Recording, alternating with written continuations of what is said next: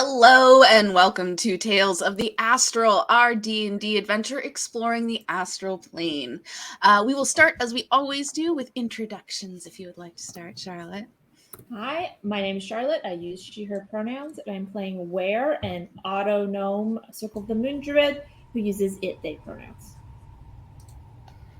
Hello, I am Danielle. I use she, they pronouns, and I'm playing Mayor, who is a gift paladin, and they use any pronouns. Hi, I'm Amy, and my pronouns are she, her, and I'm playing Aster, whose pronouns are they, them. They are an Eladrin elf cleric. Hello, I am Bee. I use they, them pronouns, and I will be playing Iker, who uses he, they, it pronouns. Iker is a plasmoid warlock. Hi, I'm Bex, she, they pronouns, and I'm playing Helionyx, they, them pronouns. They are a artificer, monk, astral elf. Long list of things. And as always, I am your DMM. I use she, her pronouns, and let's just get back into it. Last time on Tales of the Astral, we began with a series of memories of Ware's past, learning that they worked at an ecology center as a helper automaton, doing field work but also beginning to wild shape and connect with natural magics. A lack of funding closed the ecology center, and Ware has been finding their way in the galaxy ever since. As we came back to the present, we returned to the unnamed goddess, Sarah, and as the party dealt with the aftermath of their spider battle, they met a Thrycreen named Azu Kirin, who asked them to find evidence of the wrongdoings of the Conexus. Kirin is a representative of his planet in the Galactic Republic and believes that if they had proof, they would be able to stop the Conexus and have the UAH mobilized against them. After some important goodbyes, our adventurers on Plantrix set off into the Astral Sea. And during a meditation to connect with the Great Mother Ooze, Iker felt a pull and immediately headed the ship towards the feeling. We ended our session as they reached their destination. You see in front of you an otherworldly, huge, amorphous shape. It undulates with color and movement. It begins to take up more and more of your field of view, being the size of a mountain. But Iker, you notice that they are much smaller than the last time you communed with your patron. They are a quarter of the size they once were. I would like to start our session with everybody rolling wisdom saving throws, except for Iker. Sorry. This is an excellent sign. It's a great good. sign. It's just, it's you trying to, figure out how to be cool in front of my mom. It's fine. Act cool, guys. Act cool. Mm-hmm. Yeah, be That's cool, guys. cool, Be cool. It's a cool I am check. not acting cool. I got a 10. Ooh. I rolled a 12, which is not great for me. Oh, no. I'm probably distracting you by trying to fully hide behind you.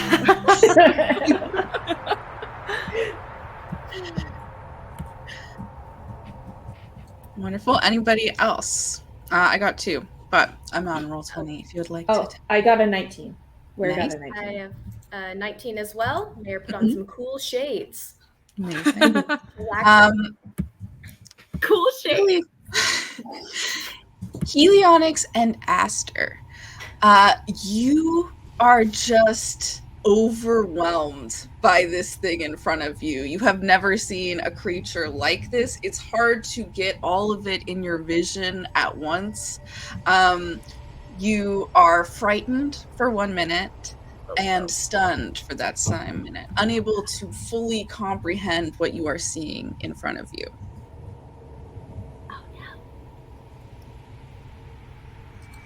As the rest of you see this creature, you're still kind of far away from it.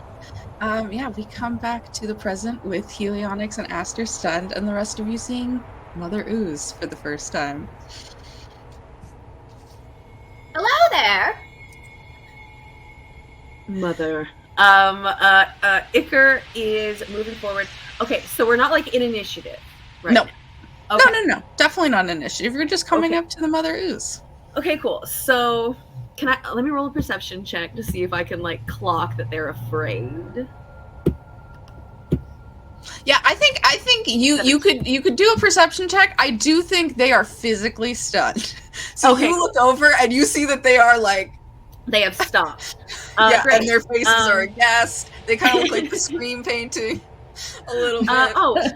Great. Like as they like are like this, Iker kind of like looks over nonchalantly and like moves their hand in like a cupping motion, like each of them. Slides a little, just like a little something. I'm gonna slide the scale of a lunar dragon. I'm gonna slide that into Aster's hand, and I'm gonna slide a little tooth into Helionyx's hand, and it's from a puppeteer parasite. So I'm gonna sort of slide that in there real quick as I move forward, but everyone else is cool. Like everyone. Oh, and Mayor said hi. Yeah. So yeah. Iker's gonna like scoot. I will say that Aster and Helio, like after you recover, you probably see like on the little like steps leading up, a lot of the trinkets that were in like all of the eyeballs that were in Iker's ooze. They drop immediately. They do not take them up on the deck. They do keep the teeth, and they keep probably like one of the sharpened bones, but everything else they just drop because of reasons. And then they move up onto the deck. Mayor has already said hi, so they're like moving their goo as fast as they can over there. Amazing. I also, while our friends are still stunned, we'll pull out more sunglasses and put them on our stunned friends. So have Nice. matching sunglasses. Be cool. This is fun. I love it. Iker Iker begins to sign. Be cool, friends. Be cool. As Iker moves your stunned friends, and Mayor just puts some sunglasses on him. No, Mother, who has done this to you? Amazing. Luke will say that within that time, the 1 minute has elapsed. As you are still getting closer, you can tell, Iker, that you are not yet close enough to have that like telepathic, mental, strong connection that you're used to. So you're still moving forward towards this. Okay, yeah, for sure. Then yeah, they probably just like signed that out loud, more of like a reaction than anything. And then yeah, they'll fly up. They'll like, this is Astral Sea, so they'll immediately like, I make sure that Ware has something, so I give you the whole leg of the phase spider that we just fought. I just give you the giant leg that's bigger than you. And then I keep a just like I have some things that I can offer in case it comes to that. And then me and Petrie will just like start like flying out of the protective bubble of the ship straight towards Mama. You guys, so first, Helionyx and Aster, what's your immediate reaction after you are stunned? As soon as I'm no longer stunned, I'm just going to instinctively do my emboldening bond blessing on Helionyx, Meyer, and Ware. So for 10 minutes, all of you guys are emboldened. You get a D4 once per turn for whatever you want. Nice. And then within 30 feet of each other, you can, when someone takes damage, you can teleport and take that damage instead. Cool. Nice. But yeah, so all three of you are bonded in that way. I think as Helio is coming out of it, they're just like very shaken, and they're like, "Are we getting closer to that thing? Can we not do that right now?" Well, I think this is Iker's mother or something. I don't care. I don't care. The problem is I don't know how to control a ship, so. You do see that Lux is there. As we made very obvious, Iker has not given an offering to Lux. Lux is there and does have some, and looks at you, Helionyx. I can stop the ship if you need me to. Okay. Do you want to get closer to that thing? She stops. She you can see her go up to the Spelljammer helm, and stop the ship in place.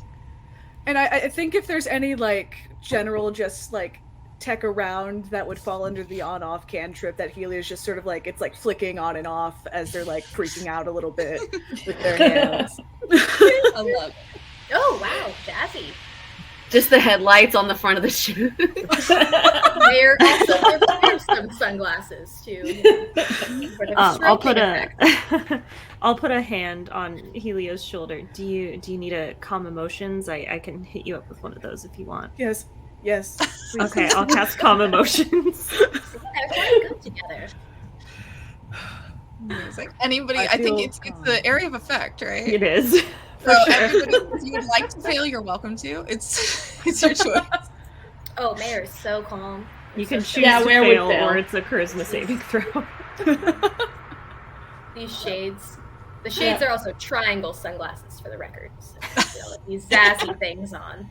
I just have to know, does Helio and Aster take off the shades, or do they keep them on? I'm keeping mine on. Helio keeps them on. Yeah, I Oh, just we have a accept uniform. this. Amazing. Yeah, the last thing is just, do you have any reaction to seeing Iker just zoom off?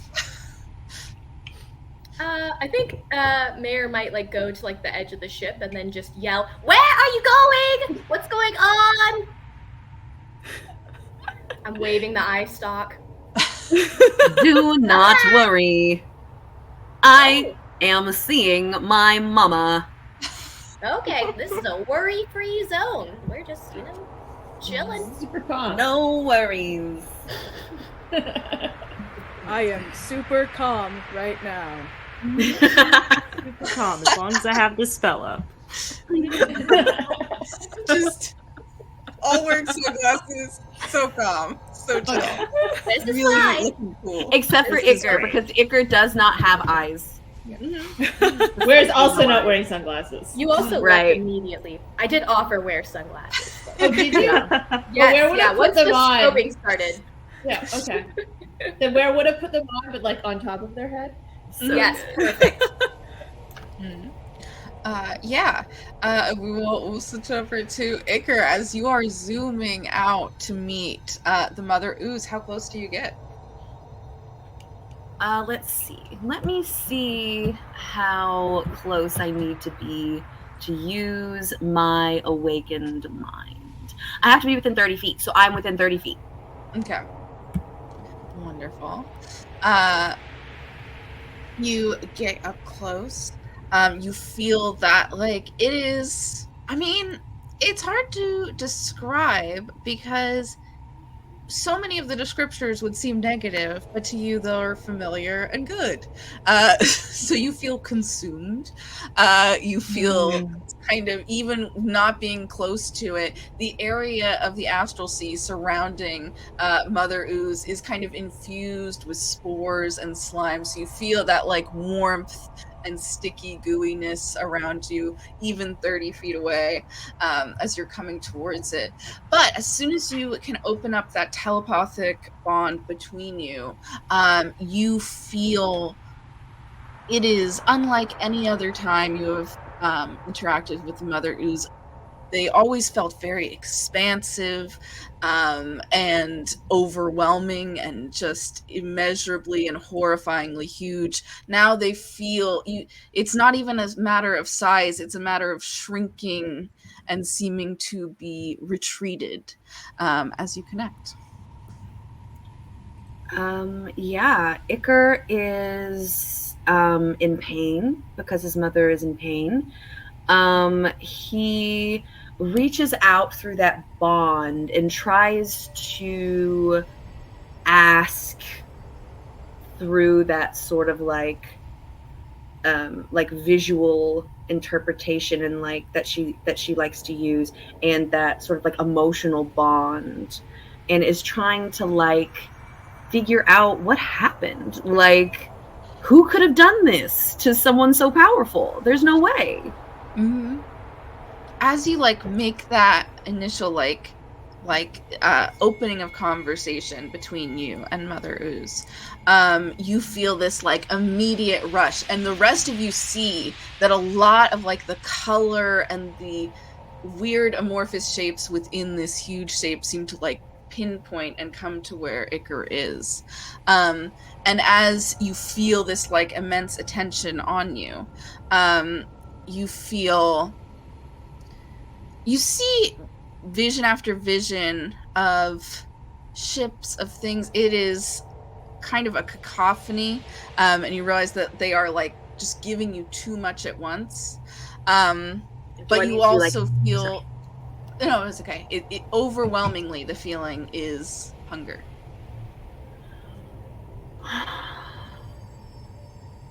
That's a shame. Okay.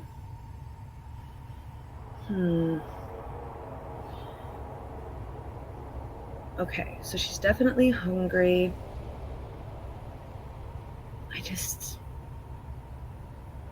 I hope that this doesn't have anything to do with the disappearance, like, of parts of the astral sea. But that could be part of it. So I'm going to, first things first, I'm going to go ahead and offer her the fractine shard that I kept in my goo. So I'm going to go ahead, like, I don't want to, be rude. So I go ahead and I offer that out for her to consume. A tentacle goes out and takes it, and you see it immediately just dematerializes within the ooze. And also make an insight check as you connect. I always like watching her eat. 18. 18. You like try to parse all those images, and between thinking about the risk that you've heard of the astral sea being wiped out and turned into wild space, you get enough of a sense that it does seem like something happened, that there was a sphere that overtook part of the mother ooze, a small part, but enough that it cut off part of her. And kind of left her oozing out into space. You see flashes, and they do, with an 18, they do resemble the flashes of the ships that you first encountered when they tried to overtake you.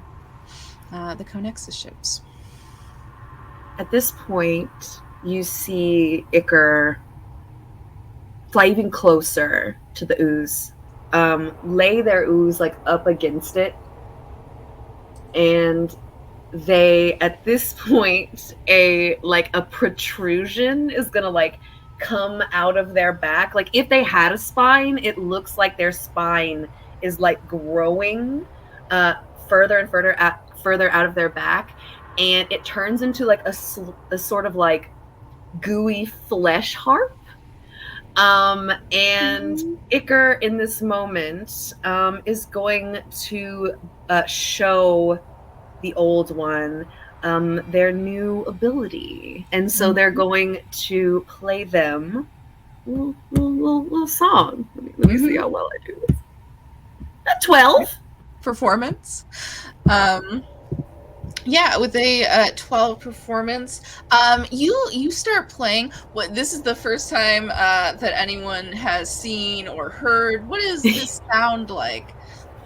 It sounds like to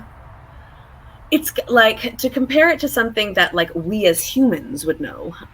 It sounds kind of like a synthesizer. The strings of the harp do pluck, but nothing plucks them. They seem to pluck themselves, because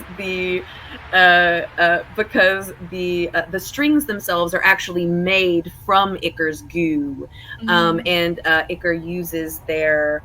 They have this ability to basically like spit out like a protrusion to do simple tasks. So they're using that to kind of play this very strange harp, but it is like, I would say, like, depending on your taste, it could either be just very, very weird or hauntingly beautiful, and Iker is on the hauntingly beautiful side of that. Of course, you hear this like synthesized music, and you all hear it, And Iker, you have never, played music for the Mother Ooze before. And as you do this, you feel this strange thing of the vibrations stopping very quickly, as if the Mother Ooze is consuming even the music itself.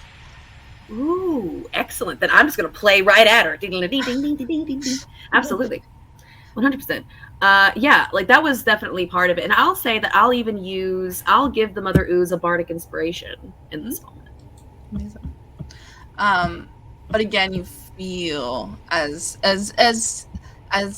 interested as they are, you feel the hunger growing. Okay. I turn around and let me do an insight. I want to do an insight to see if I feel like I can introduce them or if I should just take their offerings for them. Mm-hmm. Nat 20. A nat 20. Is my mom going to eat my friends? You think of your friends, you're thinking about like, oh, should I give that her? You feel in that moment you're like able to really connect, and you feel how much those offerings were able to nourish the Mother Ooze. And you realize that it would not be enough in the Mother Ooze's eyes. That in fact, maybe Lady Zala, Lux, Ware, Mayor, Aster, Helionyx, Plantric, with a nat 20, you know that Mother Ooze would like to consume everyone, including you, Iker, at this moment. I know. Oh, mama. I don't detach from the old one. Through my song, as she consumes it, she also should be able to consume the emotions from our bond and the information from my head that our current mission has led us to a point where we can fix this. And I know of the next place that we need to go to hopefully figure out how to restore the Astral Sea to its former glory, and of course, my mom. Go ahead and make a persuasion check. Come on, mama. Here we go. That is a nat 1. I'm going to use a luck point on that because no frick-frackin' way I will not be eaten in this moment. All right, 11. No, that was... Oh, either way, it's a +4. Yes. So, so 11 as I try to assure my mom that everything's fine. We've got this. Mm-hmm. It's cool. Yeah, we'll come back to that. I would love to have a moment just to see where Mayor, Helionyx, Aster, what are you all doing? I'm Shades watching. I think even under the effects of calm emotions, Helionyx is still going, I think we should go. I think we should leave, right? Iker is like inside Mama, right? Basically, like I would say at this point, like he is like the harp is out, but Iker is 100% being like slowly consumed, I would say. Does anybody know anything about plasmoid culture? Is this a normal thing, or are we witnessing our friend's death? I love this. Anyone that would like to do a history check, go ahead. I would love to. Didn't they say that's what you do when somebody dies? Yeah, did Iker die? Did we miss that? Iker did say that they wanted to be consumed when they died, so maybe that's this. Mm-hmm. I got a 12, so I don't know anything. I got a 5. I got a 4, 22. so I don't know anything. Hey! I think it does make sense for Mayor to know a good amount about a lot of stuff in the galaxy. That that This is not,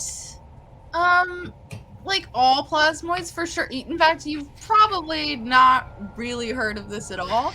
I'd say with the 22, you have heard of the Mother Ooze. That's high enough that this is an entity. It is unclear if it is truly related to the plasmoids. There's debate about that, but there does seem to many people have encountered this creature. Not many have left to talk about it, but there's some that you've heard of. Some rumors when people warning you of different things that they've encountered in the astral sea, but I think you know pretty well with the 22 that it's not like, this is not part of everyday plasmoid culture, at least not anything that people make public.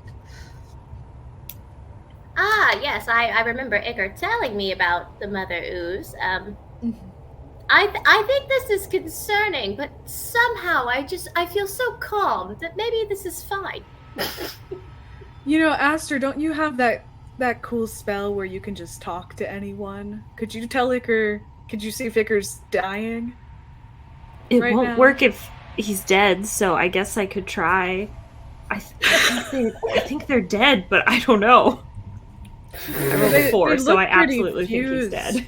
I'm dead and playing music. That's all I'm saying. Listen. It's like he's turned into some sort of goo harp or something. Oh, I didn't know he could do that. Mm-hmm. Are we by any chance within 120 feet, or shall I burn ascending? Yeah, you're. I would say that you're within 120 feet. Okay, so I'll point out to Iker. Hey, Iker, are you dead? Do you need us to get your body? And this is in Iker's head, right? Yeah. Okay, so then, yeah, they would just respond with, I guess, just normal voice. Are you dead? No. Not dead. But I might be soon. I think the old one isn't very happy with me. Do you need help, or should you come back here? I don't know. I don't know. I think I should feed her. But then I would be dead. And that's not very good, is it? That's not good, Iker. Don't do anything rash. Hold for one moment. Okay. And then I'll turn to everybody. I think Iker wants to sacrifice himself to the Mother Ooze. Oh, that's not that cool. Bad? Yeah. We should stop Should that, we right? go help them? How? This is quite a conundrum. I asked if he wanted to come back, and they said no. So I'm not really sure what we're supposed to do in this situation. And they want to self-sacrifice?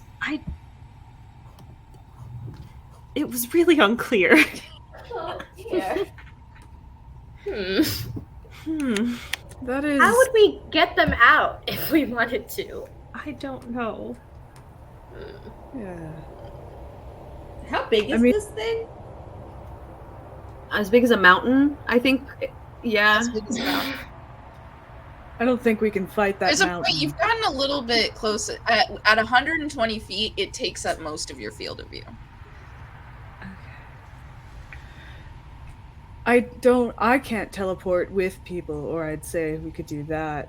I can only teleport myself. I'll point out to Iker again. I know you want to help the mother. Maybe just try to come back to us and we can talk about the best way to help her. Okay. I'll try. And Iker slowly but surely is gonna try to detach themselves from the mother. Yeah, go ahead and make a charisma saving throw. Oh no. I don't want to. Oh, that's another nat one. No. I'm gonna keep it. The dice want this to happen. What happens? What happens to me? What happens to me? You brought us here to watch you die. I'm not gonna use another luck right now. No. What happens? Oh, no. What happens? This might be your last chance. Maybe. Listen. You know what? This is what the dice want to say. With a 1 charisma, you feel yourself, like you feel that warmth, that goo around you, and you just kind of fall unconscious. What the rest of you see is you can still see Iker separate from the Mother Ooze. They are part of that, like, that outer layer of this being. You see that it has taken out 3 tentacles and is starting to move Iker fully in towards them. He's being eaten. Is it moving Like right towards now. us at all? It is not moving towards you. Not yet. It's just pulling Iker in.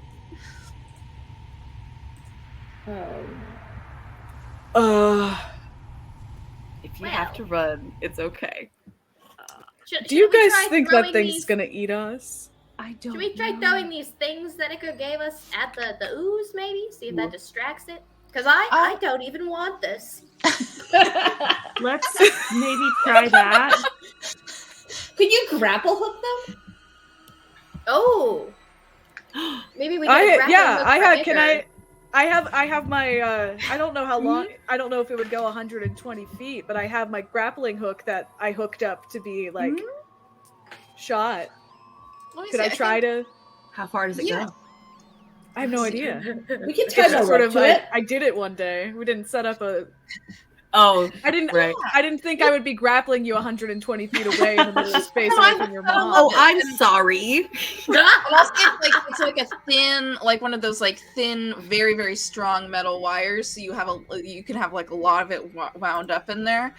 Just go ahead and make a attack roll like you would with a crossbow or proficiency and dexterity. Is it against my AC? Yes. Can we Okay. help with I'll, this? I'll roll. Iker should receive damage for this. Yeah, it's one of I'll take damage for this. I'll take damage for this. I did this to myself. I'm gonna roll a dexterity roll and then add my proficiency separately since I don't have an attack for this. And you do have a Uh, D4 if you need it. Ooh, Yes. Okay, nice. perfect. Yeah, so that that's definitely- already a 22 to hit, so it's gonna hit. Yeah. Mhm. Okay. Okay, Wonderful. perfect. Amazing. Yeah. You feel it sink into Iker. Make another charisma saving throw, Iker, as you are. Can I toss the I'm the eye snapped? stalk so Iker can have advantage on the charisma roll? I'm yeeting it. Sure. You're trying to like distract it. Yeah. Thank you, Mayor's Mayor. yeeting with the force of 10,000 suns. Mm-hmm. 2 23s. Nice! Nice. Didn't even need it. Amazing. Thank you. With a 23, you kind of like startle, awake. You look around yourself. You feel yourself outside of. You are still not consumed yet, and you have a moment in awakening of feeling your own consciousness and feeling that like strong feeling of individuality. But it is now completely in your hands what you choose to do. You feel. You don't feel the influence of Mother Ooze. This is up to Iker. But you do, Helionyx, you have a grappling hook in Iker. Iker, you wake up to, it's not that bad because you put things in you all the time. There is a grappling hook, like, has gone through your stomach and is taking you from the other side. Is how much damage do I take, by the way? Oh, I'd love. Not. It's painful. That is true. That's very interesting. We have not come up with damage. Yeah, I will go based on like light crossbow stats. Let's So see 1d8 plus 2.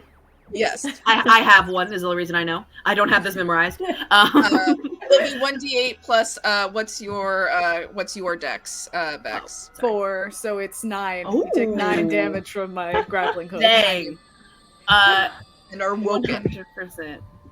Wonderful. Yeah, you stab through me. And you just begin to pull. Yeah, I'm gonna look.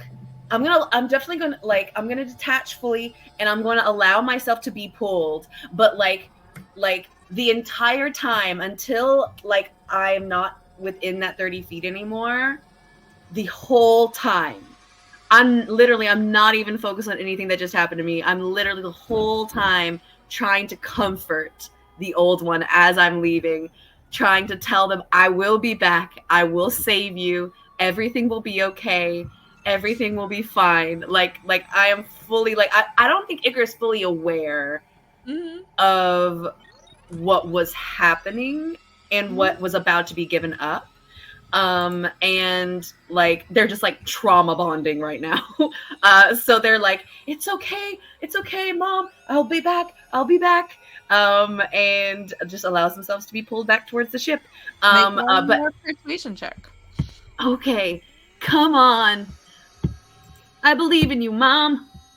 That's a 7. What is happening today?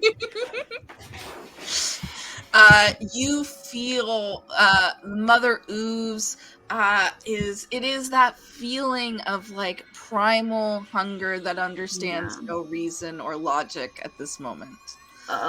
Poor thing. Mayor's gonna run down to the kitchen and get a big jar. Okay.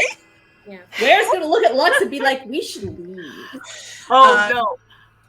Lux gets into the Spelljammer helm. As you are pulling Helionyx, you're like retracting your grappling hook. You all see that it's not quick. It's not like violent, but the Mother Ooze is moving towards you. Oh I no. took my spider leg at it so it hits it before the ship. Sure. Yep. You see your spider leg hit it, and it is dematerialized as it hits it, and you see it eat this spider leg just as it did with the first offering. Does it slow down slightly when it does that? Try something. It is a very small spider leg versus mountain-sized. Aster, what do you got? I just want to try something. I would like to cast Friends. Which is a cantrip that gives me advantage on charisma checks against a creature. So I want it to be on the ooze. And I would like to cast Message to talk to the ooze. Okay. Cool. And as I do, I'm also going to throw the dragon scale that I have. And I'll say, I don't like that you're taking advantage of my friend's devotion to you. Dan, I know that they just want to help. Just let us go and we'll find you help. Okay? Amazing. Yeah, go ahead and make a persuasion check. Come on, Aster. You know. Nice. Okay, Nice. 17. Nice. 17. You try to connect using message. You are make a charisma saving throw. Oh, I knew it. Oh, yay. Oh, that shouldn't be at advantage.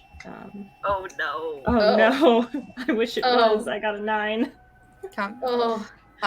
So you connect. You feel like there is a slight pulling back of the Mother Ooze, and at the same time, the response that you get, whatever it was meant to mean, is just overwhelming noise in your mind.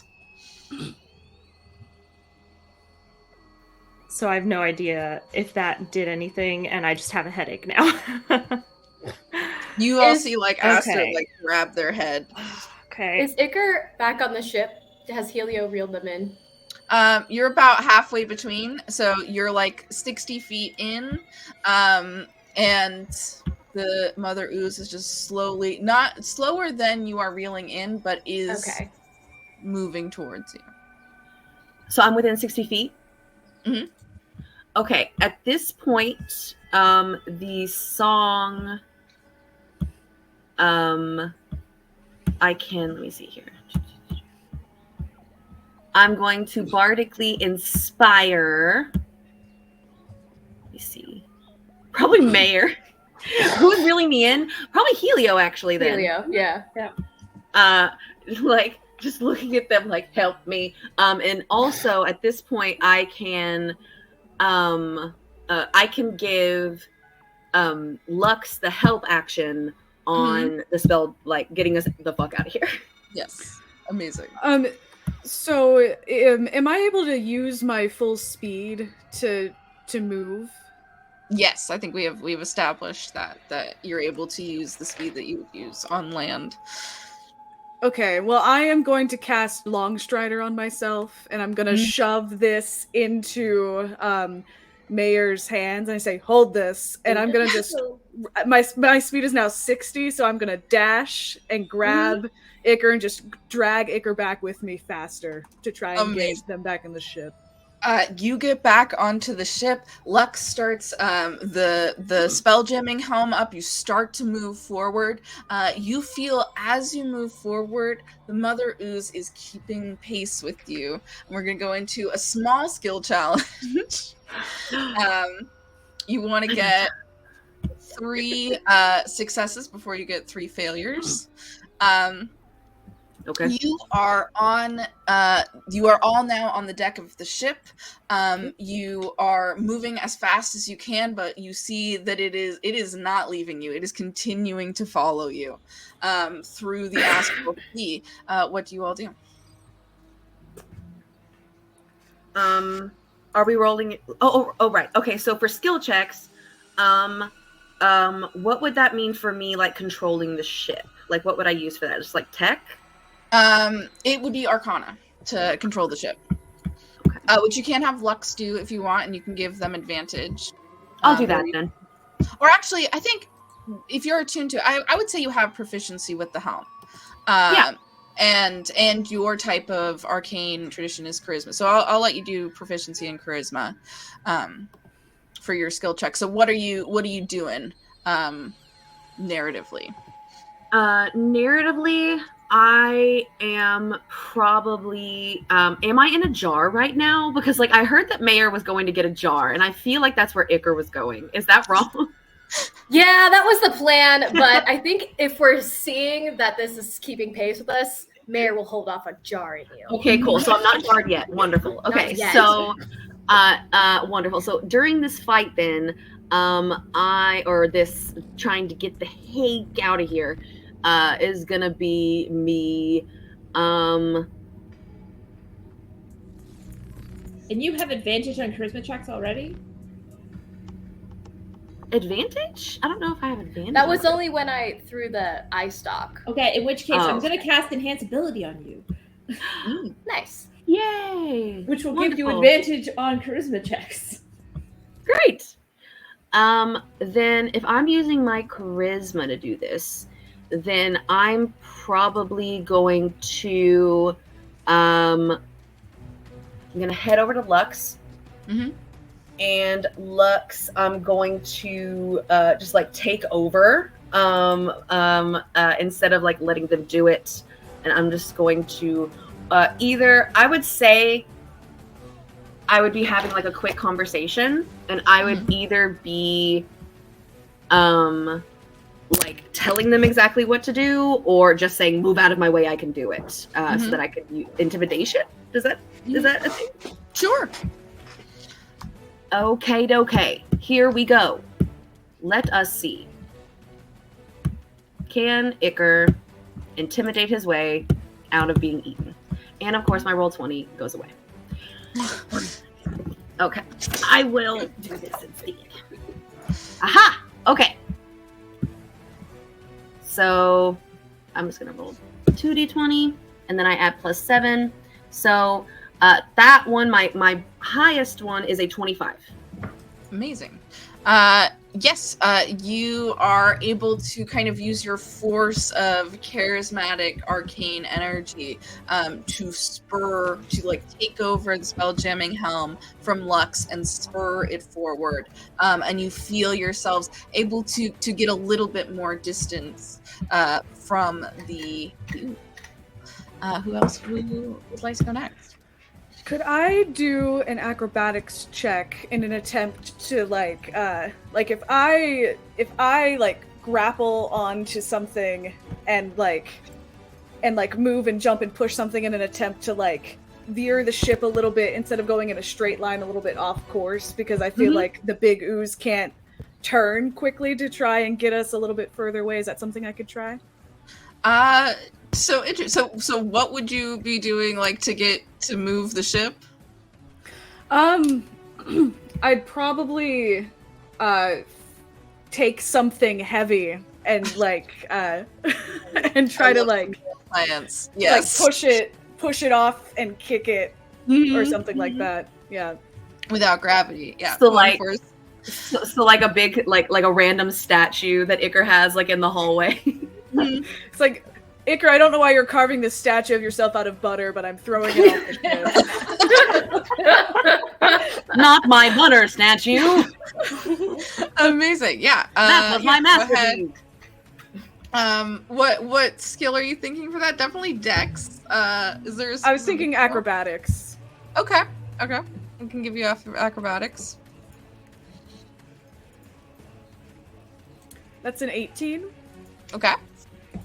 Very nice. You see, you start like, as you like, and you start doing it more often. So it's not just that you are like taking some of Icar's stuff and just throwing it off. And you guys all see that with each like throw, it just moves it slightly, but like you still have Longstrider on you, right? So Helion is just like zooming up and down, throwing away Icar's stuff. I probably teleport a few times in there. I don't know if y'all have seen like El Dorado, but this feels for Iker like that scene where they're like watching the gold just go off the side of the waterfall into nothing, and Iker's but it's not even gold. It's just Iker's crap that means the same amount as gold. Why do you have so many pizza boxes in your room, Iker? I need those. I make forts with them. Amazing. Who would like to go next? I have something. I want to try something weird. I don't know if you'll let it work this way, but I kind of want to try casting Sanctuary on Plantric. Yes, good. Because Plantric is the ship. Please. If all of us die and Plantric lives, I'll be okay. And we're all inside of Plantric. So it's basically warding a creature against an attack. If any creature attacks the target with an attack or a harmful spell, they must make a wisdom saving throw and then can't attack it. So it's kind of like trying to keep us and Plantric safe from the ooze if she catches up. I love it. And maybe trying to like slow her down a little bit, I guess. I don't know. That's really cool. Yes, it's such a good idea. Okay, make a check with your spellcasting modifier. So that would be Wisdom plus your proficiency. Okay. Wisdom plus proficiency. I'll just do like medicine because that's the same stats.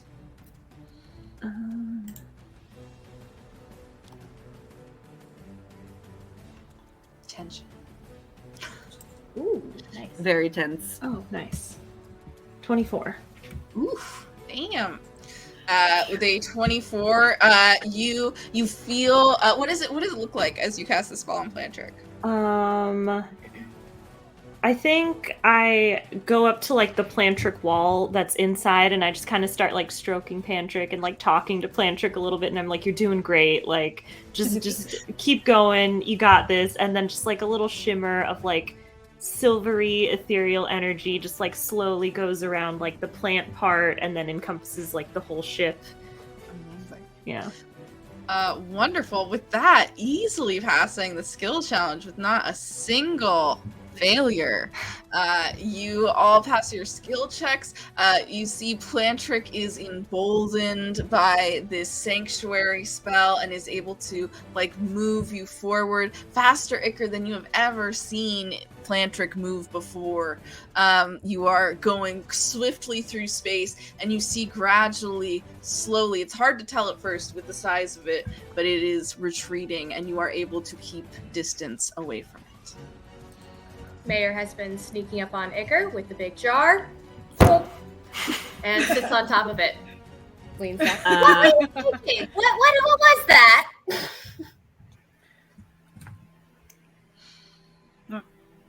My gloves are outside the jar.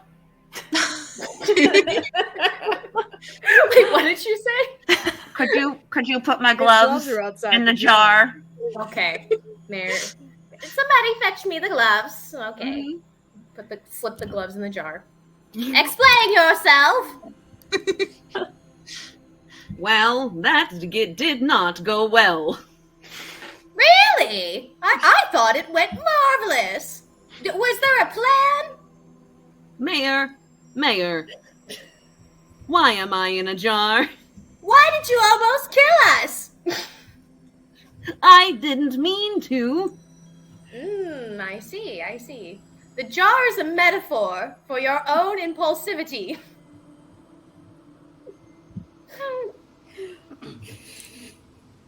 Have you regained your senses? My senses? Yes, you lost them momentarily. Are you good now? Are you going to steer us back there? No. No? I'm going to roll insight. Like go right ahead. now? And make Yes, it's a 19. persuasion or deception, and don't roll on roll 20, and don't tell which it is. Okay. Also, remember you do have advantage on charisma checks right now. I did not. Thank you, Ware. Thanks, BB. Oh my god. Okay, I'm rolling right now. Okay, I'm gonna tell I'm gonna tell you what I got. Mm-hmm. What did you get, Mayor? For an insight? 19, and I'm going to use that D4 for an extra 1. That's a dirty 20. Okay. Nice. I need to know if we're going back before you get out of the jar. Yeah, Iker, what do they see? When they kind of examine you closely. Well, Iker doesn't, it's hard because now they're in a jar. They are really mostly just like goo and random bits of teeth and sparkles in here. So there's really you can't. It's really hard to read them. But they do say, absolutely not. We would not go back. Mayor is staring at you upside down because they're also sitting on top of the jar. Big hippo. Absolutely not. Well, all right then. I'll let them out of the jar. They just slowly seep out onto the floor. Amazing. Thank you. Is anyone hurt? Just emotionally. You. Good. Well, where was that planet? And Icar's gonna immediately, literally not even gonna say anything. Is just gonna go to the spelljamming helm and what is out of character? What is the name of the planet with UAH on it?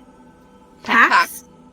Yeah. You guys had also talked about last session trying to go to the empty spot in the Astral Sea first. But it's up to y'all. Iker looks over at everyone else and is like, well, looks like we have a decision.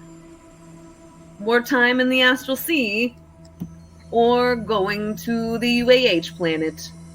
I'm sorry, are we done talking about how you almost killed us? What? Me? Are no. we done talking about how you almost killed us? I swear to God, I'll get the jar back. I support the jar. Not the jar. No more jar. Well, almost is a little harsh. I think I was in the most danger, and I'm fine. Still has a grappling hook out of him. Helionyx is gonna go up and just sort of pull it back out. Not meaning to be gentle at all, and just sort of shake it off and is like, you're alive because we saved you.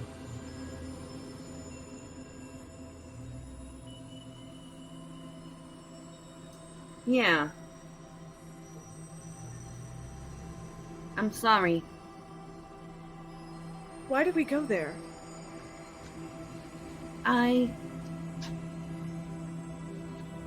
I felt it.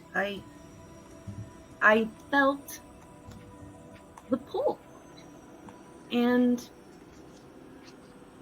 it always worked out before. This is the same pull that almost consumed you today? Yeah. But it wasn't like that before. It was warm. And it was like home. And no, something's wrong. Something's wrong. She would not do that unless she had no other choice. I am sorry for putting you all in danger. But we have to fix this. Fix what? She's so small. Didn't you see her? Small. That was small? Just so frail and so hungry. Oh, She couldn't. there. Oh, Not bad. thanks. You thought she would be bigger when we got there Oh, and stronger. much, much bigger and stronger. Much. Ah, She I see. was weak and small and frail. But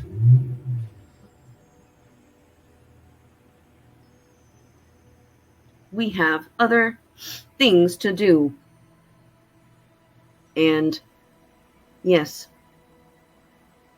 I don't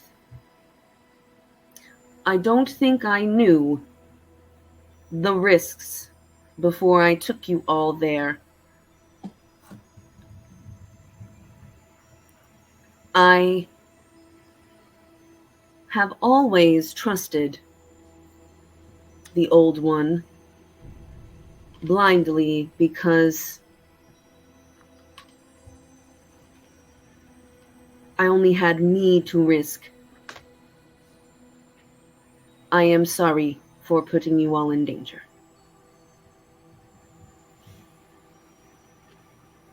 I will go back in the jar. And Iker just like starts like crawling back into the jar. Iker, come on. I'll pat Iker. I'll pull them out of the jar and I'll cast a quick cure wounds. So you get Just 6 like hit a little points hole. back. The hole from the grappling hook just starts to close up. Just maybe next time talk to us before bringing us there. And you know, maybe we can figure out something that we can do to help. Instead of, you know, you trying to offer yourself up as a nice meal. Because that's kind of what it seemed like you were doing. Yeah. That Or even probably... Sorry? I was gonna say, even just talking before you like run into the ooze. We were pretty certain you were already dead at one point. We were gonna leave. Oh! Well, thanks for staying. Yeah. It's a good thing that Aster is telepathic. We would have had no way of knowing otherwise because, you know, none of us wanted to go in there.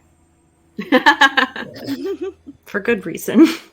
Even if it was going well, I wasn't necessarily about it. But, well, just besides the last part, isn't she beautiful? Yeah, So you she's know. your mom? Well, no. And yes, it is the original. of all of the oozes, those gelatinous, the plasmoids, cubist, all sorts of us. She is the purest of our form. Like your grandma. Vast. Yes. Great, great, great grandma. Ah, I see. But And did you... I was just going to ask, did you meet her after you got lost in the astral sea?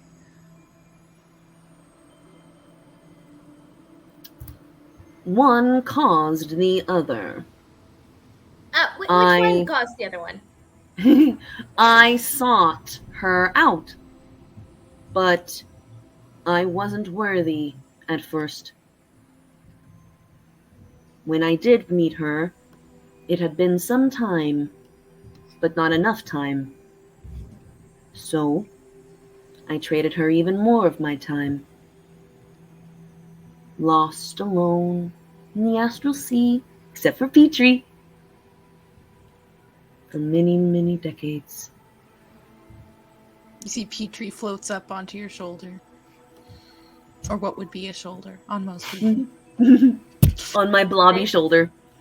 This does explain a lot. Iker, I don't want to insult your mom or anything like that. That's not my intention. But I know what it feels like to be alone for a long time, and how good it feels to feel welcomed after that. It's important to make sure you don't give up yourself for that feeling of being welcomed. We thought you were dead for a second there, and you're more than just someone to please other people. You can be your own person outside of that.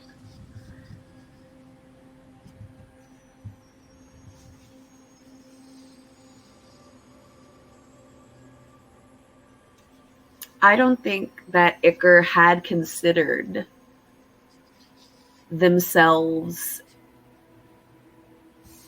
an individual being for a very long time. And as you say this, like, it seems obvious, but Iker is dumbstruck. They don't have eyes. But this has been stated. But as they kind of like go around picking up all of the objects that they were afraid to have when they went to meet the ooze, mostly eyeballs, lots of eyes, and other humanoid parts that they designate as humanoid parts. Their eyes, too many at this point, look off pensively as they try to parse this very real moment of, okay, well, I did everything right, and then I got my reward. I took all that money, and I went and I spent it, and it was great. But then it wasn't great, and they had convinced themselves at this point that, like, oh, well, this is the sign. I get with these people. I get a bunch of signs from Mother, and things are looking up. Like, things are going well. The Mother Ooze is in control. They absolutely have this in hand. And now to, like, come face to face with this person that they thought were all-powerful, all-knowing, and have them be so weakened by this situation, by whatever's going on, and even, like, to have them be so primal, like, it really was just, like, completely different. And so Iker is just thrown for a loop right now. They're losing it. They are at the end of their rope. And they, like, turn around to everyone else, and they would just say to Lux,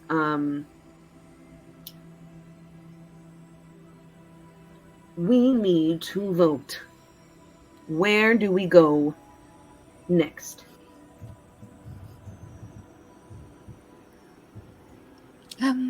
I have the coordinates for the space in the Astral Sea that Flamba told us had been affected. I also, of course, we can go out of the Astral Sea to Pax or wherever else I can navigate to. Icar is in the jar. They just like it's just The like jar kind is of like sitting open now. yeah, it's an open jar. It's like a floating soup of eyeballs at this point, and teeth. So yeah. So yeah, like where does everyone else want to go? I vote for going straight to PAX. I think it might be a good idea to leave the Astral Sea, at least for a little bit. Yeah, after I'm that, in I'm a favor of little that. keen on getting out of the Astral Sea. We need a little break. Well, the other place I is need, just a place still of need a big nothing. break. Yeah. So, yeah. So, Yeah. Pax. To Pax then. Mayor Amazing. is going to kneel down by the jar and drop in a 5th pair of sunglasses. Say, well, Icar, I feel like you have earned your self-actualization badge. Next time you get in a situation like this, you just look at this and you reflect for a little bit on yourself and what you really want, and then you don't drive our whole ship into your mother. It's just like a tiny hand mirror. No, it's the same pair of shades. They're very shiny. Nice. Yeah, Icar sticks them into their goo, and they just look up from their jar. Amazing. Lux looks at you all and says, wonderful. I don't know how long it will take to get us out of the Astral Sea, but past that it takes about 6 days to get to the center planets and to Pax. So prepare for whatever you need. And if you need anything from me, I'll just be flying the ship. Thanks, Lux. Thanks. I feel like I need to talk to Lux as well. Like, here's the problem. I, as the player, am so tired of talking. Like, I feel like I have taken so much time, but I feel like Icar, let's just say, like, off screen, like, Icar is gonna have, like, a heart-to-heart with Lux and be like, hey, I'm sorry for not letting you know what was going on before we got there. That was selfish of me. Wonderful. Yeah. Not gonna mention the other stuff that Icar was considering, but definitely gonna, yeah. Lux is definitely like a very more logical and rational than like reactionary, and so she, I think, gets that it's like, oh well, there was a good chance, you know, the other times small offerings have been cool. this was just not a good time. But go ahead, I want you to roll deception. Okay, great. Deception. All right, here we go. That is a 16. Okay. Yes, and Lux is not aware that you had thought of offering her up. 100% was gonna. Mhm. I considered it in that moment, but then you were like, we'll talk about it later. But yeah, yes, you are able to, yeah. Lux understands your reasoning and does not understand the more horrifying parts of your reasoning. Wonderful. What do you all do? Is there anything that you do that day or in the next 5 days? Anything that goes on? Any conversations? Where wants to spend a couple of those days with like long plant growth with the seedlings? Oh my god. Mayor is That's helping. amazing. Which would be which is an 8-hour spell, so it's like It was 2 full great. days of just like where just I guess sits with their back to the planters. I love it. Beautiful. I can give you both bardic inspiration for that. I think it just works. It does it's just plant work. growth. Okay, well, there you go. Yeah, it's amazing. Yeah, what's the exact wording of the long one? The long one's the better one. Yeah, just to give me a sense of how good this is going to be for these plant trick babies. If you cast this spell over 8 hours, you enrich the land. All plants in a half-mile radius, so plant trick 2, centered on a point within range become enriched for 1 year. The plants yield twice the normal amount of food when harvested. Amazing. Beautiful. Harvesting plant trick. Interesting. I mean, Oh my gosh, But yes. milking plant trick. Gross. You see, over the course of these 2 days, they begin to meld and shift. Make a proficiency in wisdom check as you cast plant growth, but they are getting bigger. So my wisdom plus proficiency. Yes. So it'll be kind of like how your natural magics infuse this. Not great. So that's a 6 plus 7. So 13. Nice. With a 13, you are able to concentrate your energy. They are now about 1 foot in diameter. They're kind of like those, I can't remember the names of them at this moment, but the little moss balls from like other countries. I can't remember. It's like from one lake in Japan, I think. I think they're just moss balls. Because I have some, and they're just called moss balls. Okay, well, yes, those little moss balls. Marmimo? Yes. Yes, that's Nice. the original name, I think, for them. But yes, so they are just these like things, and they are starting to float. So just like this kind of like mass of vines that have become a sphere about 1 foot across, and all 3 of them are, and they just kind of like float. And by float, you mean like in the air? Yep. Okay. Mhm. So we're gonna need to like tether them to the ship. Now they need leashes. They're like in the greenhouse, right? So they have like a little playroom. Just bouncing around the walls like the DVD Floating logo. around. Where? Don't you have can't you speak with plants or I something mean, like that? yeah, but they're babies. Oh, okay. We think they're not ready. We could try and speak to them. I will cast speak with plants. Can I do it to more than one, or is it just one at a time? You might do it on yourself. I think it might be like a self spell, and then you can speak with. Oh yeah, I can do it on myself. Mm-hmm. Nice. So you cast that, and you kind of like open up your try to communicate with these creatures. What do you say? Hello, babies. And I pat one of them, and I'm sure it bounces a bit. Yeah, it does bounce a little bit in the air, but it comes back. And you see they kind of like slowly like kind of shift around you and kind of swirl around you. And you just hear like babbling, like a little, like how like babies babble. Tell them to stay in the playroom. You guys stay in here. Do you have like any toys, Mare? Maybe we should give them toys.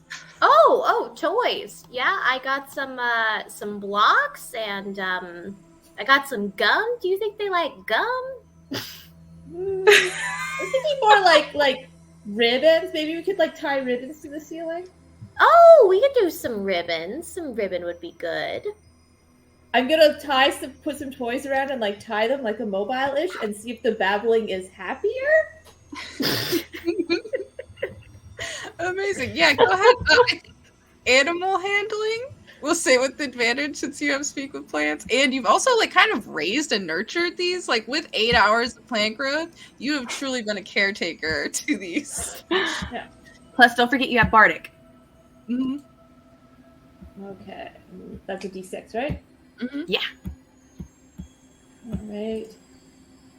And because I really want this to work, I also have my auto gnome feature, Mm-hmm. Nice. so that makes it 13. Really important rolls. Trying so hard. Yeah, with a 13, you kind of like present this, and you do see they start to play with it and seem to like kind of like I love the example of X of they do start to like you see get a little overstimulated by this new thing and then start to like bounce off the walls a little bit. Nice. Good, they seem happy. I think they like them. Mm-hmm. Maybe we could have one of our handy friends make like a mister or something for them. That's a good idea. Yes. Anything else that anybody would like to do? Mm-hmm. So I think after that sort of like quasi speech that Helio gave to Iker, I think they're sort of reflecting in, because those are the same sort of problems that they're dealing with right now. It's sort of like, who am I to say that when I'm not? But I think they sort of find this new sense of like, no, I can do this sort of drive, and they're going to sort of like really feverishly start working on their ship and adding more to it and building it and trying to be like, no, I can do this. It's going to be ready. I can do it. So that's what they're spending this time doing. Amazing. Yeah, go ahead and make, let's say 3 tech checks over the course of those 5 days. Whenever I see Helio working on it, I'd probably just pop like a quick enhance ability on, so you get advantage on intelligence-based checks. Amazing. I'm also playing in the background, so there's bardic happening. There's just bringing more love-shaped cookies. Here's a little snack for you two. Working away. Icar's practicing a lot, so like the sound is changing. Now it sounds more like a banjo. Just Love it. Okay, so my first one is a 19. Mm-hmm. I believe my second one is also a 19. Yep, my second one's also a 19. And then my third one is a 22. Ooh, nice. Yes, over the course of that week, I think that we said that you would kind of like built the outer shell the last time that you had a little bit of downtime. Now you are able to fully connect a lot of the wiring. You have the engine in place. You have all the things that you were able to scavenge. You feel pretty positive about it. It could be space-worthy at the moment. What does it look like? Wow. I don't think we've described that. Okay. Cool. So I think it's gonna look a decision. So I think it's gonna be very sleek. I'm thinking sort of like I'm thinking very, I believe it's X-Wings, trademark from Star Wars, sort of that type of body style where it's very like, it's very straight, and it has sort of like a little like glass dome sci-fi looking bubble for the helm, and that instead of having the 4 wings, it just has 2 sort of upwards curved wings on it that doesn't look like it should fly right, but it's just sort of for the aesthetic, and it can. Absolutely. And that power core that we got. What do you remember? What color that was? Was it blue? It's very it's a very like light, like aqua blue. I think it's sort of it's set in the underside of the ship, and sort of, you know, when you see those like clear controllers for something, you can sort of see it glowing in the wiring through that. Yeah, I love it. Yes, it is. Yeah, definitely like 90s vibes of the clear. Clear tech. I love it. Wonderful. You are able to build this. Are you ready to test it out as you're going? I didn't think about this. I didn't consider it. I think check's not good. You do by the 5th day, or I think actually like the 4th day, you're able to. There's the potential. You know that you're at the point where it might need a test run. So I think the 4th day, Helio's going to spend focusing on me, like, no, it has to look perfect. Nope, that paint's wrong. Let me fix that. And getting up the nerve to try and test it out. But I think on the 5th day, they're going to go up to Aster, and they're going to say, Aster, so I I sort of want to test my ship out. Would you go with me? Oh. Yeah, there's 2 seats in there. I guess in case it explodes, it'd be easier to get back with 2 people. But you don't have to go, since I just said it would explode. But I think... I'll go. I won't be any help at all. I don't know anything about flying a ship, but I can be there for moral support for sure. Yeah, no, that's cool. Only one person needs to pilot it, okay. So just... Okay, cool. Yeah, cool. Just let me know if you need like a calm emotions or any guidance or anything. I can, cover that for sure. Whatever guidance you can offer would be awesome. And I think this is the most excited that you've ever probably seen Helio be. I think they're sort of riding on like that adrenaline high, and also like the oh my gosh, what's going on, I'm scared high of flying the ship. And yeah, I definitely want to test it. That'd be awesome. Mm-hmm. Yeah. Amazing. Are you gonna pilot? Yeah. Amazing. Okay, cool. Do you think so? How much training do you think Helionyx has had with piloting? I would say like I think before we go out on our star walks, we get certified. That makes sense, right? It's like that makes sense. Mm-hmm, I'm old enough. I definitely have flown a fair amount of ships before. Yes. Then go ahead and use your tech skill. We'll see what this first test run looks like. I will give you my emboldening bond blessing, so a D4 to add.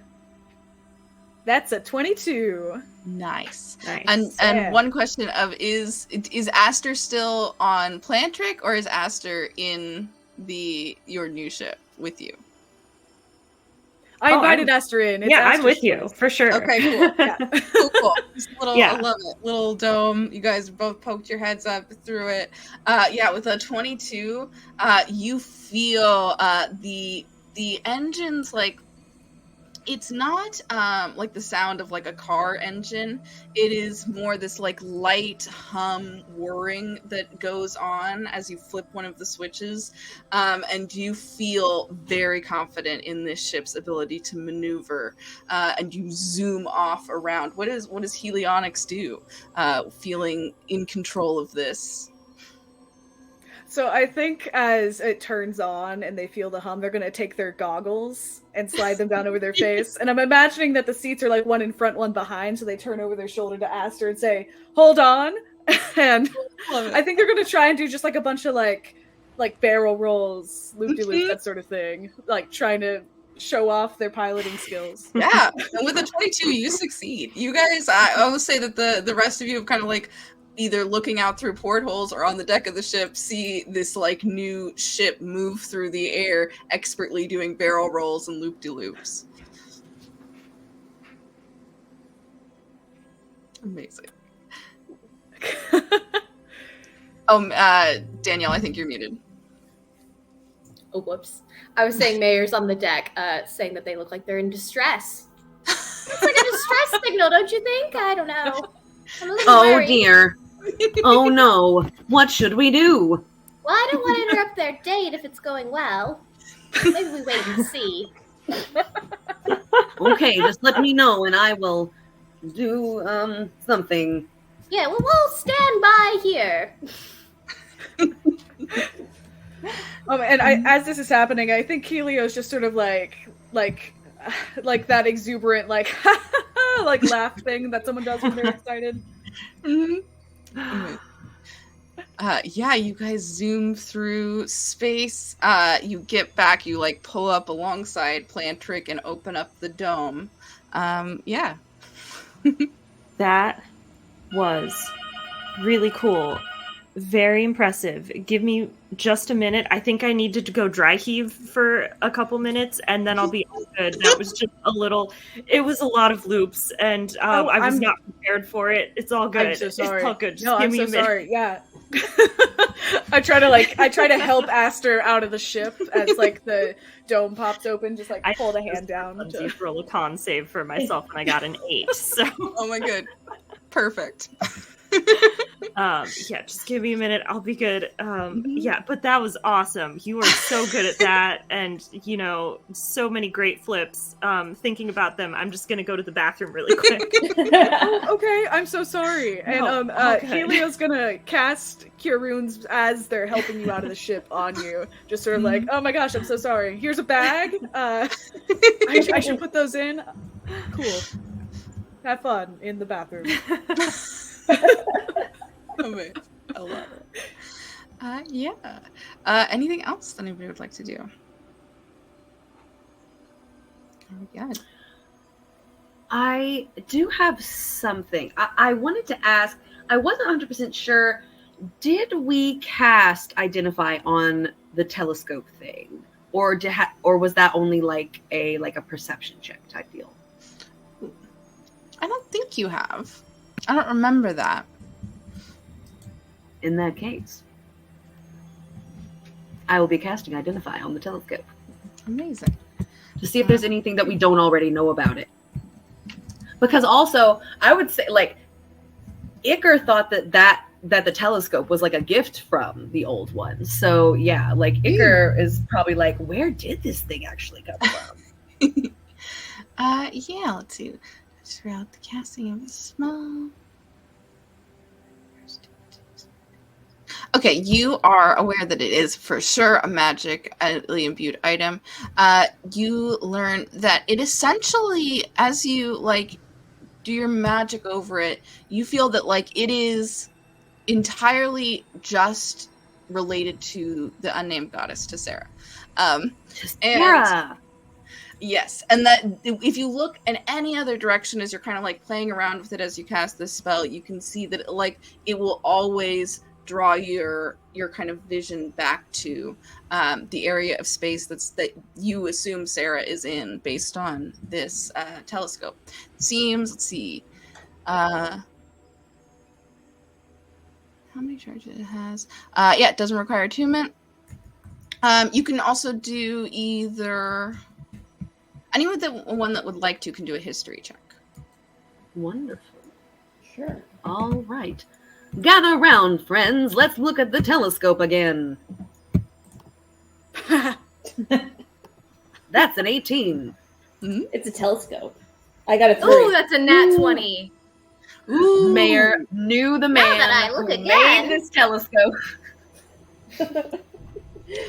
Amazing. Oh, I love that too. Mayor is very well versed in the galaxy. They've been I'm around. quite old. Yes. Mayor, you are looking at this telescope, and you recognize a couple things. One, that this seems to be of the make. It seems to be somewhat ancient. It's definitely arcana-based and not technology. With a nat 20, you're definitely able to tell. It seems to you can date it to around the time that the goddess was probably still named, still existing in the world.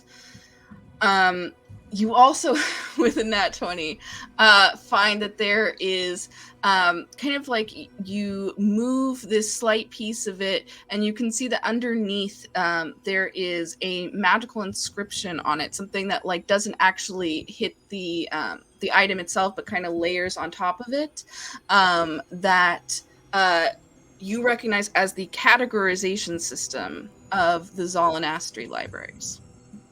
Ooh.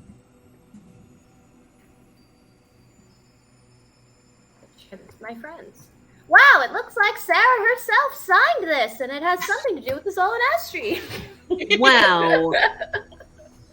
How did we not see that before? I don't know. There it is, right there. Sarah, written right on the side. Sarah. How did they lose her name if it's signed right there? Well, we So have strange. telescopes. They didn't have it. That's fair. Maybe it was just someone named after Sarah. Oh, probably. Maybe this was graffitied by someone named Sarah.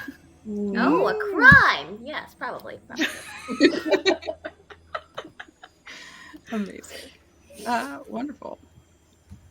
Anything else before we head to PAX? Wonderful. It takes you about 5 days after the first day you're able. It is all of you know that moving through the astral sea, you can never count on how long it's going to take you to get anywhere. Even though it felt like you had spent at least a few days going far into the astral sea, it only takes you maybe 6 hours to get out of it as luck starts moving you through, especially after that kind of like boost that you had with all with the sanctuary spell, everything moving you forward. Over the course of those days, you go through wild space, just lots and lots of open space. You feel that air bubble around Plantrix start again. And you are within this little bubble moving through space, coming up to PAX. You've heard about PAX as the UAH homeworld. It is central command, and also for any of you that have a little bit more knowledge, know that there is a huge, like, kind of diplomatic ambassador presence here too. It is not the main planet of the Galactic Republic, but it is an offshoot of it. You see there. As you come up, you see this giant planet. It has many moons going around it.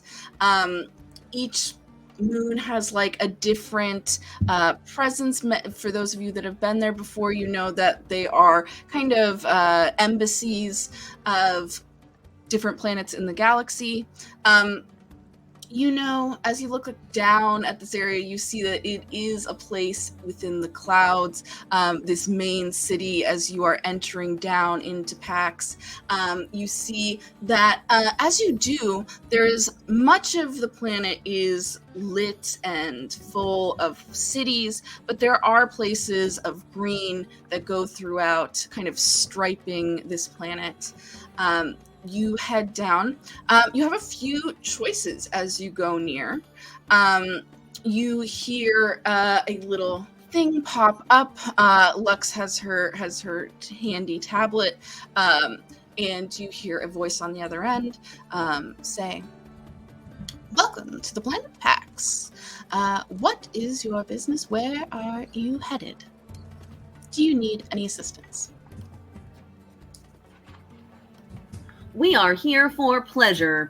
Where is your nearest dock? Oh, we have a dock.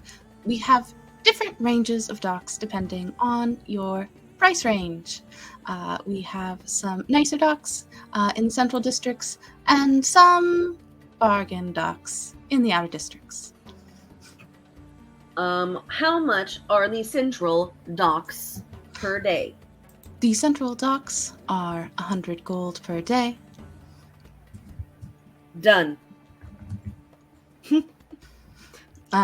You do a little transfer of credits through tech, and you see this little tiny device come out and start leading you down into the clouds, and you find yourselves on this Plantrix. Bubble disappears, and you smell this like incredibly fresh, like misty air around you as you land on this like kind of dock that's just floating in space, and you see that it has a kind of like subway terminal next to it that seems to go other places.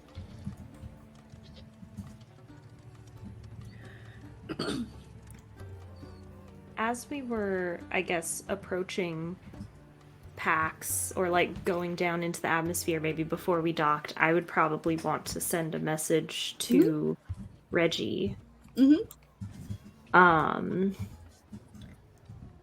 Probably go back to my room like by myself, not really near anybody else, but I would just say, probably should have thought about this beforehand. I would say, hey, it's Aster. I'm on PAX. Where can I find you? A lot to discuss. You hear Reggie say, "Oh, wonderful. Meet me at the Laser's Crest. It's a bar in one of the middle districts. Should be able to find it easily." Cool. Icar's going to make sure that everything we get landed, get docked in the right place. I'm going to ask Lux to stay behind with the ship. Mhm. Because the last time we docked somewhere, we had to make a quick exit. Mhm. So you never know. So we're going to dock there. And does anyone else need anything from the ship before we leave? We locked the room to the playroom, right? The door. So the baby plan tricks don't escape. Yes, it is baby gated. Yes. Good. Blantrick And the himself controls cannot be are bothered baby-proof. to keep an eye on them. Wonderful. You also see that Lady Zala has like changed her outfit to something more like modern in design. This like bright pink kind of gown, and looks like excited to go out on the town on PAX. Is PAX her destination, or is she just excited to hang out? She's just Does she have a destination? I don't remember. She It's just did. like We vibes only. Yeah. Can I try to remember where her destination was? Okay, I'm gonna go history. That's a 19. Oh. You remember when you first talked to Lady Zala about boarding, that she was going to this little planet called Ekron. It is on the edge of the galaxy. It is where like her family lake home is, and she hasn't seen to her. I think with a 19, you get the impression she doesn't know how long it takes to get there. This just. Maybe you have to go through the astral sea and encounter a huge And then back. cosmic horror. That's just I part just assumed she slept through that. Was Yeah. Lady Zala, I need to know, was Lady Zala like awake and like looking out a window when that was happening? I like Charlotte's pitch that just she slept was through it. asleep. She just slept through the whole thing. She didn't notice. So good. So Maybe good. she woke up in the middle, thought she was having a really bad nightmare, and then went right back to sleep. Turns over.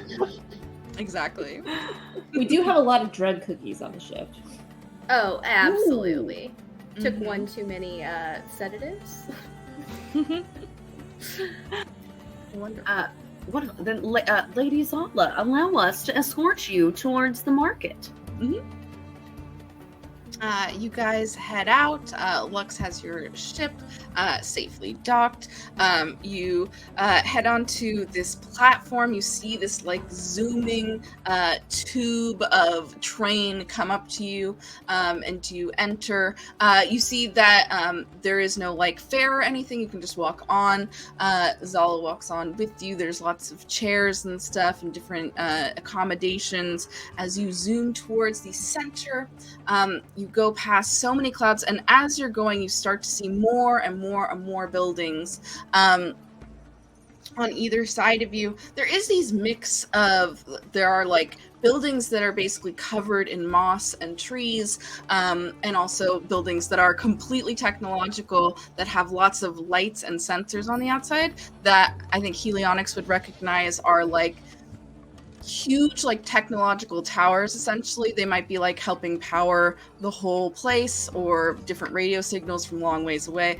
They're used for a variety of things. As you come closer, you do see that there's this huge market space with similar to Amador Station, and then that everything you can think of is here, but like much bigger and open air. So you see that there are even people that have like stacked stalls on top of each other that you can climb a little rope ladder to get up to the second story. And you are able to like see in the corner is a bar called Laser's Crest. It's across the market, so you'll have to cross, but no big deal. Do you take Lady Zala with you? Do you have any reactions as you go through this market? Well, do I see anything very shiny? Go ahead and make a perception check. I'm also probably looking for some funky, shiny things or jewelry that I can 17. repurpose. Yep. Anybody that would like to look for anything, feel free to welcome. With the Shopping episode. if you're just looking for shiny stuff, you do look through. There is a purveyor that has all glass cases with like beautiful accent lights and mirrors to show off that there are these like precious metals, gems, crystals from all over the galaxy. Ones that you have, ones that you've seen, ones that you haven't. Some that look like they are like in little cases to show that they glow in the dark. Others that kind of like move before your eyes, almost like mercury. That is so cool. I want to take one. Can I try? Yeah, you see as you walk up to it, you see that this glass case does have its got corners, and I think that you can. What's the size for plasmoids that they 1 inch. 1 inch? Okay, yeah. Go. I think we'll carry on the 17. I think that you are able to find that there is one that just like has a slight crack in it, like not enough that a normal person would be able to reach in, but enough that you can make a stealth check or sleight of hand, whichever you are trying to do. So a sleight of hand would be that you are not trying to like sneak up onto it. You're just trying to like, oh, I'm looking around and I happen to pocket this thing. A stealth would be you're coming up. I would say it's going to be more of like, oh, I'm looking at this and happen to pocket it. So I'm going to sleight of hand. Are the dice going to be mean to me? 20, dirty 20. Oh my goodness. Yeah, if there would have been in that one, it would have been hilarious if you get chased off this planet before you could talk to Reggie. That would be so funny. But so mad. I would have Back in the simply jar. distracted. I would have taken the city guard. I would have just ran off on my own. That way everyone could. Amazing. Yeah. You're able to like stick one of your tentacles in one of your little pods and take it. You are able to like. What's great though is that you don't have pockets or anything, so it is still in you. So I assume that you like make sure that you kind of like walk away at the right angle. Yeah. I put it like I have a hat on, so like I just like stick it like underneath where the hat sits. Yes. You see that you have gotten this like it feels amazing. It looks somewhat interesting, like kind of like a metallic chunk, but you can feel that it is like very bendable and moldable, and it just kind of like moves inside of your ooze. I like it. It's very shiny, very similar. This is the one that's similar to Mercury. Next up, we'll have Aster. What are you looking for, and what'd you get? I got a 24. I'm looking for just like funky, cool little things. Doesn't necessarily have to be shiny. Also probably looking for tech things, not things that I know what they are, but probably anytime I see something that has like buttons on it, I'd probably point it out to Helio and ask them to ask oh, what is that? Do you know what that is? Just so that they can like tell me what it is. That is a remote for a monitor.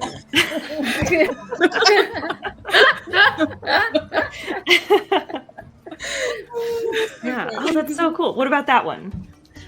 That is a different brand of a remote. Yes, this is a remote. Crazy. They have so many kinds of remotes.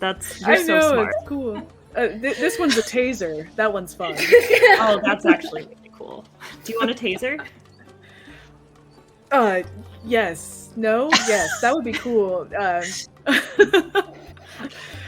sort of have a taser already, and one of my spells I have through my quarterstaff is it's an electric type one cantrip. I can't remember. I think it's lightning. Shocking grasp or something? Yeah, it's that one. So I was like, I already have a taser, and I sort of twist it, and it like. Yeah, with the 24, you're able to see there is like funky clothing shops that are just like thrift stores, but a thrift store on PAX means that there are clothes with like 7 arms or 3 legs, or I mean, this is truly, no matter what your body shape, you can find something in this market to work for you. And you do, with the 24, you're able to find that there is this like very cool tech parts store. If there was anything you can like show off to Helionics as you see these tasers and remotes. Yeah, anything you need for your ship, they probably have that here. Well, I rolled a 7 to try and find something for my ship, so this is very helpful. He looks like looking just like around. It's like, yes, actually. Do you need yes. this remote for your ship? I don't know what it'll do, but it might help. No, Remote start. I don't think I do. Remote start would be, yeah. No, it's cool. It's cool. I'm trying to find something to, maybe have some sort of, offensive capabilities. I'm not sure. Maybe So some sort of. Yes, it would have to be a little bit bigger for it to work for the ship. I'm thinking of trying to maybe either modify it so I can like slot my gun in somewhere and just use that or something like that, but it'll take a while. But I am looking for something like that. Okay. I'll try to find things that look like they might be helpful, but probably aren't very helpful.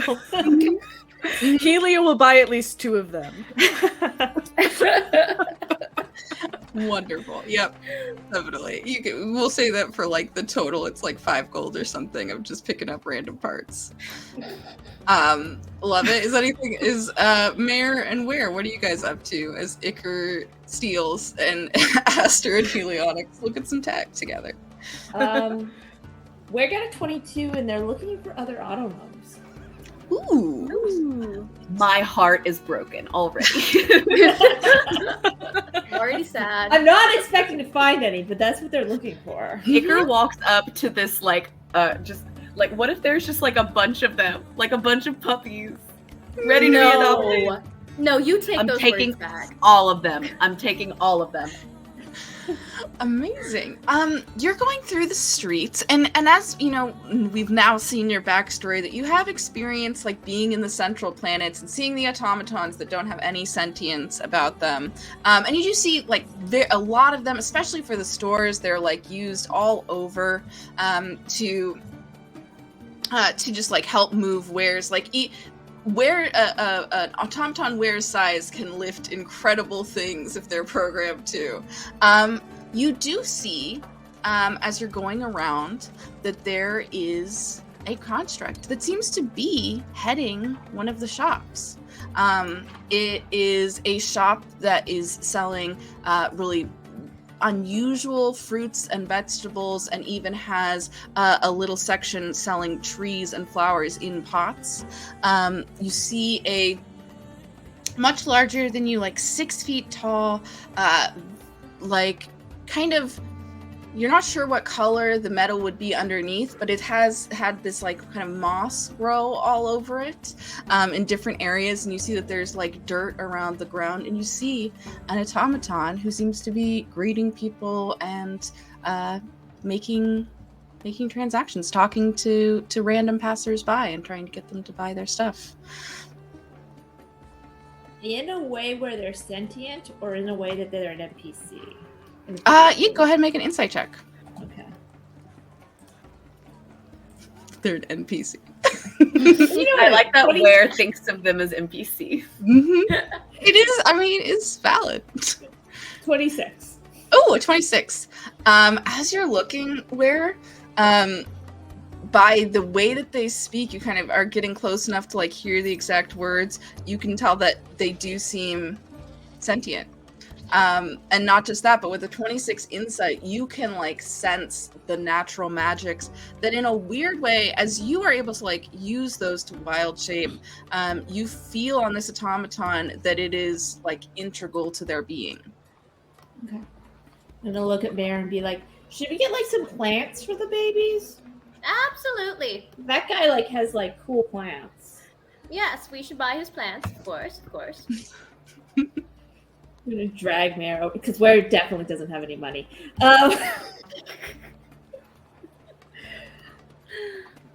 And Iker's like sludging along, like, slow down, please. Aren't you? You're like the same speed. You might be the same seed because you're both tiny. But it did take, of course, Ware or Iker a while to steal the thing. So it's just now catching up with you. Like And I then have just, like, money. Mayor in the middle with too little of them on the side. Yes. And I want to point out, like, Iker has all of the money that we've got so far. They had plenty of money to buy things. They just like the stealing. Oh, we know. So what's happening? What kind of plants? Are there more plant tricks? Well, we're about to find out. Wonderful. You walk up. Is there anything that you're doing, Where as you walk up? I'm going to cast Speak with Plants to see if any of the plants are like plant trick level sentient. Ooh, Nice. Wonderful. You cast Speak with Plants as you're walking up. You feel as you guys walk into this booth, the first thing you all notice is that there is like very bright light that goes across, and you can even like feel the slight warmth of the sun underneath this. So you feel from these plants, you can tell that while they're not sentient, the plants themselves, you can like communicate through Speak with Plants, and you can tell that they're like very happy and like just thinking about growth in this space. They might respond to you if you'd like to speak to them, but you get a sense of who they are. You also get that same sense from the moss growing on this figure. I'm gonna look at them and be like, "Your plants really like you. That's good." Thank you. I have done a lot of work to make them good. They seem very happy. We have some baby plants. Do you have like a recommendation as to like what would be good friends with them? A pet for your baby plants? Yes, or Yeah. companions. Wonderful. Also, toys. If you have toy recommendations for the plants. Oh, do your plants move? Well, yes, of course. The floaty. Ooh. Yes. Ooh, toys. I do have. They pick up like kind of like a star fruit looking type fruit. These could be something a youngling might play with. But we do have many plants, flowers, mostly vegetable starts, but a few trees. What do you think they would like? Are any of their plants moving? Go ahead and make a perception check.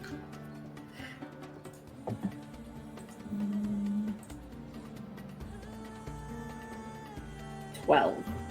12. You doesn't seem like any of the plants that are on the ground and on the stall don't seem to be moving. I mean, you do notice that the moss seems to move with this automaton as they move.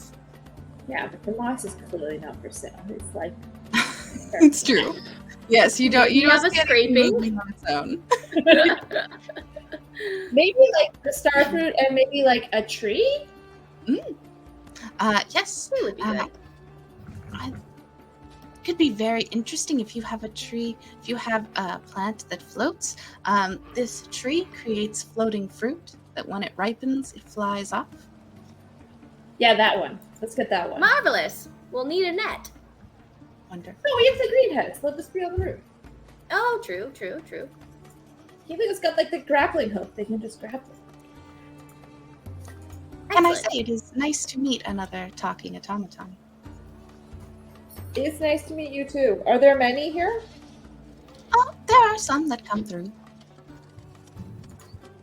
None others, I think, that reside in this middle district. Any like my size? Autognomes.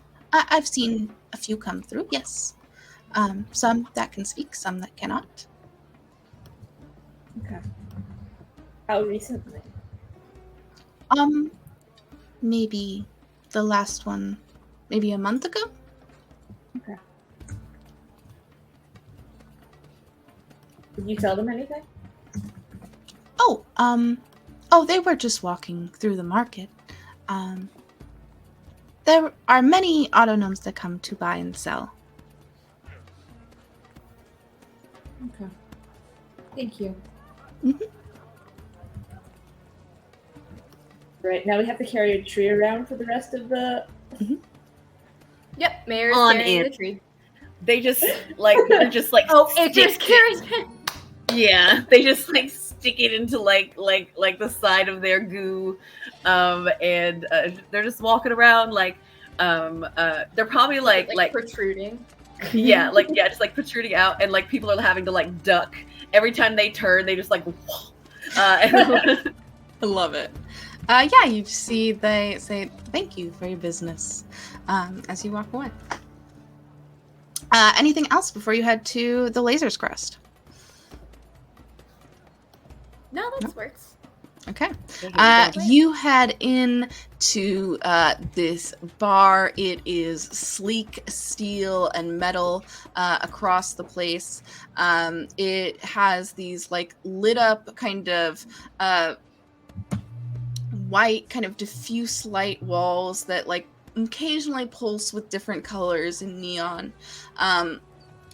You see that it is around midday. There doesn't seem to be many people in here, but you do see in the corner a tabaxi with a large scar. Where is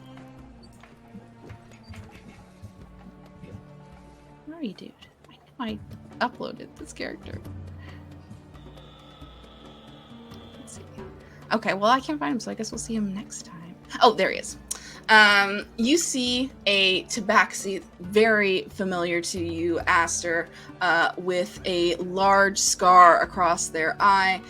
She has this like vibrant dark fur that's a little more grayed since you last saw the master, and they are in the full uniform of a UAH member. And that is where we are going to end today's session. We'll goodness. meet Reggie in the next session. Reggie! Yes. Great session today. We will have our after show that we will be recording right after this. Thank you all for watching. We will see you soon. Space Cadet.